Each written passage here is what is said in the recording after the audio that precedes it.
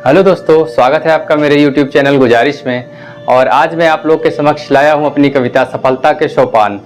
तो कोई भी निराश नहीं होगा, कोई भी असफल नहीं होगा। यदि कुछ मूल सिद्धांतों को अपनाएंगे तो आप गिरकर भी संभल पाएंगे। तो आइए चलते हैं मेरी सफलता के सोपान की कुछ पंक्तियों की ओर। आज तुम टूट गए थक कर जीवन का रण। तो जीवन का जो युद्ध है उसको मैंने बताया है। यह युद्ध भूमि है कर्मों की, सुन लो मेरे हमदम।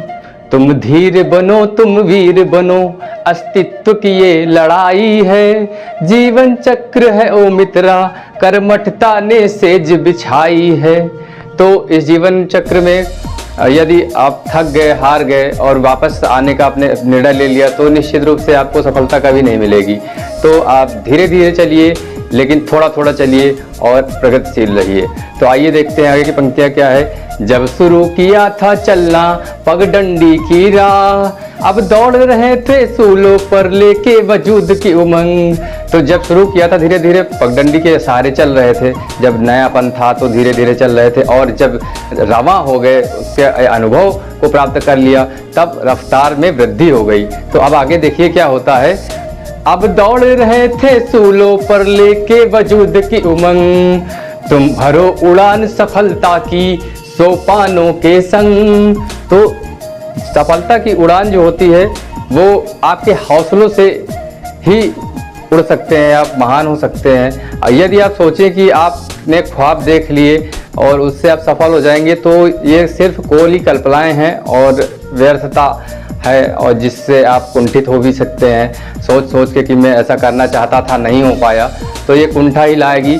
और अन्यथा यदि आपको अगर सफलता की उड़ान भरनी है तो आपके इरादे और आपकी उमंग बुलंद होनी चाहिए।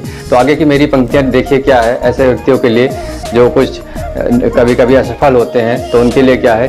सपना टूटा अपने छूटे, अफसोस नहीं करना तुम। जीवन जंगम सिद्धांत रहा है, यही तो वो सोपान रहा है अमर विजित मेहमानों का। तो जीवन जो है जंगम है, जंगम से तात्पर्य प्रगतिशील है, और जीवन का ये जंगम सिद्धांत यानी प्रगतिशील सिद्धांत हमेशा रहा है।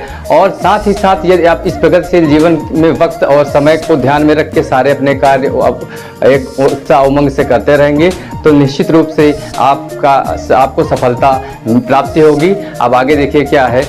जब व्यक्ति कोई असफल हो जाता है तो उसे कैसा महसूस होता है और वो उसके मन में कैसे ख्याल आते हैं, उनको लेके मेरी कुछ पंक्तियां हैं।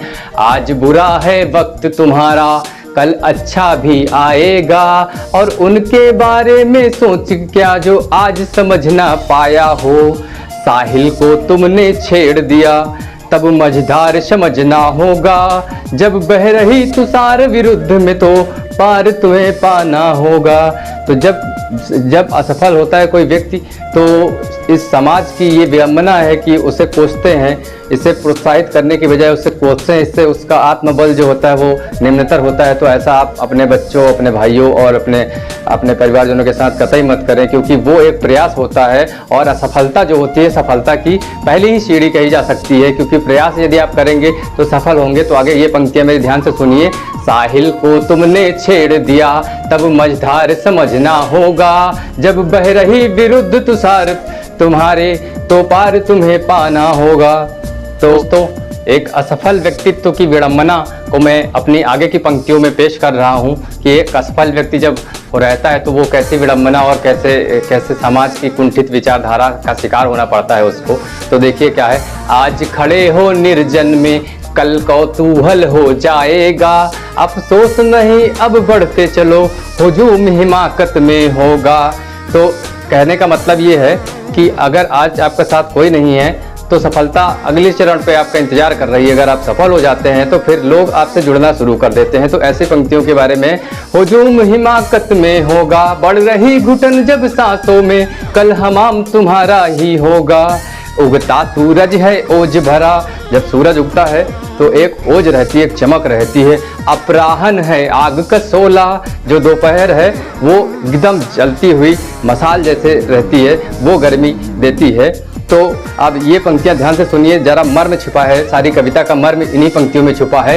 उगता सूरज है ओज भरा, अपराहन है आग का सोला, इस पर भी तो तुम विचार करो, क्या डूबना सोपान रहा है, यदि है तो फिर बखान करो। तो दोस्तों, आपको मेरी ये कविता कैसी लगी?